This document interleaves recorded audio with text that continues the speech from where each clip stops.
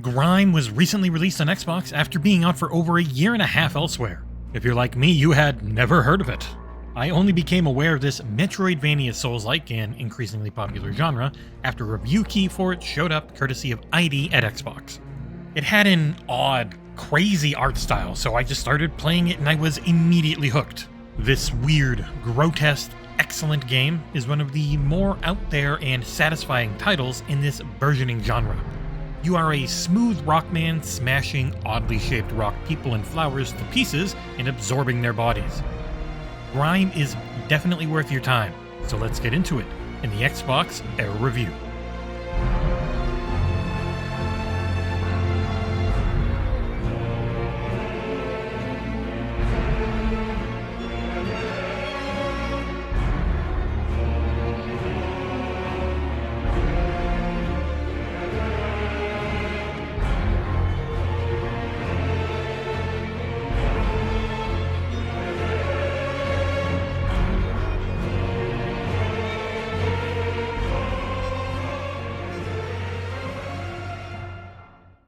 Grime begins with two oddly shaped rock-based celestial beings embracing one another. A golden breath passes between them and seemingly our protagonist is born. With a black hole for a head and an ever-changing outer rock body, we begin the search for the meaning of our existence. For roughly 12 hours, I marveled at the story beats, because nothing's ever handed to you. And even after all this time, the game's lore is still kinda up for interpretation. Don't let that scare you away though, because what is shown is beautiful, weird, and bat bleep crazy. I love the look of everything here. The mix of rock and organic matter. Areas both pristine and grime-covered tell their own stories of this strange world everyone is inhabiting. The breath from the start of the game is a mysterious and tricky-to-understand force. It empowers your character and all of those you come into contact with, both friend and foe. Early on, everything is a weird, odd-shaped, fragmented rock that's trying to imitate life. As you delve deeper to those who have some remembrance of what life actually looks like, or maybe looked like, and without spoiling too much, just know that Grime's environments and inhabitants are constantly hinting towards the overall plot. You will need to pay attention, and if you put the game on the easier difficulty, which is still pretty tough, you can't. This game is that Souls-like Metroidvania who's-he-what's-it through and through. You will get a resource from vanquishing your enemies and use it to level up a variety of stat trees. On the normal, brutal difficulty, you will lose that resource called Mass on death and have to retrieve it, but on the previously mentioned easy version, you never lose your Mass on death, which takes the sting out of how difficult the game's combat can be. This can be changed at any time in the game's very limited option menu, and it kept my frustration down when I kept running into walls progression-wise. The gameplay should feel familiar to anyone who has played a recent 2D Souls-like. For meters, you have a health and energy bar. That energy is called Force in this game. As you progress through the title, you'll gain extra abilities, as well as having a dodge from the start on the B button. A is your jump, and while it will use energy, it doesn't stop it from replenishing in the same way an attack or dodge will. Attacks are on the X and Y buttons respectively, with X being a quick slash and Y being your slower, heavy special move. There are a lot of weapons, and they upgrade in a similar way to the Souls titles. After a few hours, you'll find a blacksmith that can upgrade your weaponry by using your main resource, Mass, which is gained through killing, and another that you will find while exploring called Blood Metal. Depending on the type of weapons you choose, and you can carry two at any time, you will need to focus on different stats. There are versions of health, strength, energy, dexterity, and resonance. That is something that ties into the absorption mechanic and some weapons. Strength weapons tend to be large, heavy, and slow. Dexterity is your faster or bladed types, and the resonance ones are more akin to what you might call magic in other titles. Grime is a deliberate title though, and none of these weapons will ever feel like you're in Dead Cells or something focused on twitch movement. An issue I had is that player and NPC models do not always match their hitboxes, and I had multiple occasions where taking a hit or a death felt like I was being cheated.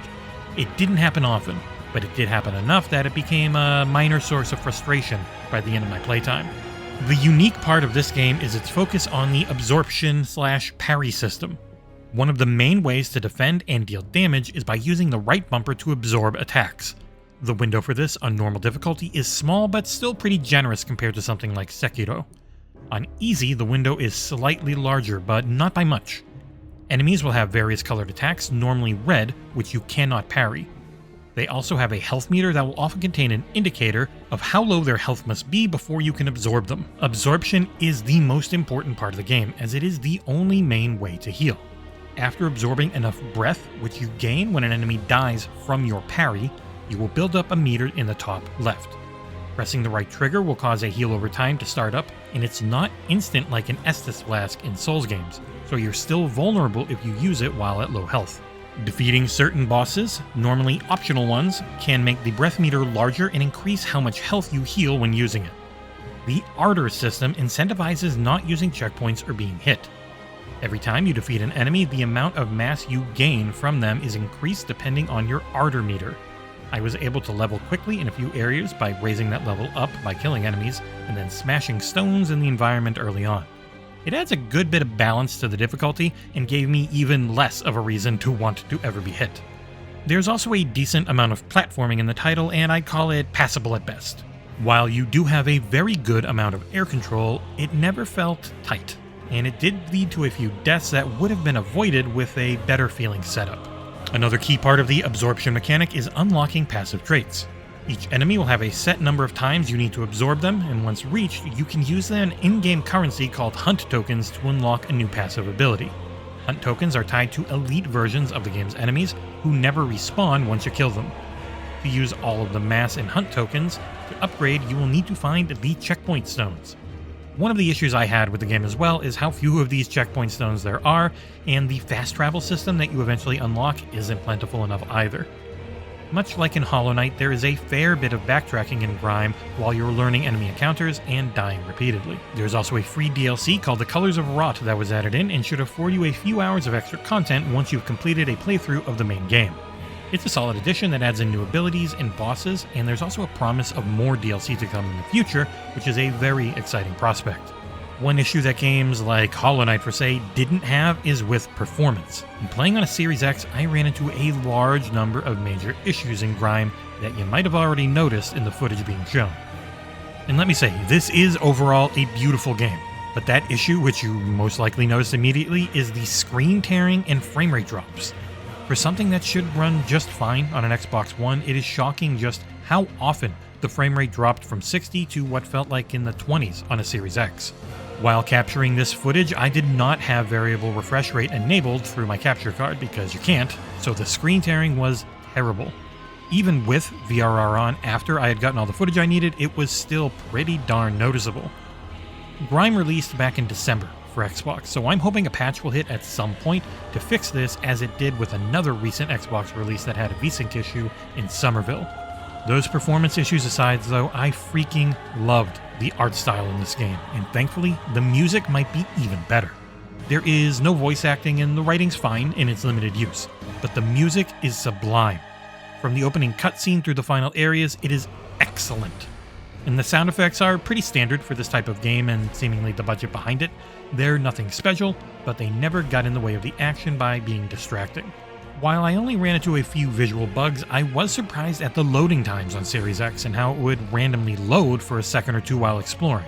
It's not terrible, but I just wasn't used to having to hit a few second loading screen in this type of game whenever I used a new checkpoint pillar. The game does have a good map built into it, another plus over Hollow Knight. To unlock each area, you follow the only bad sound effect in the game, which is an annoyingly loud humming resonance pillar. Once you find it from there, as you explore that area, it will automatically update the map. Wrapping things up, Grime is a series of good to great pieces that are slightly held back by performance issues.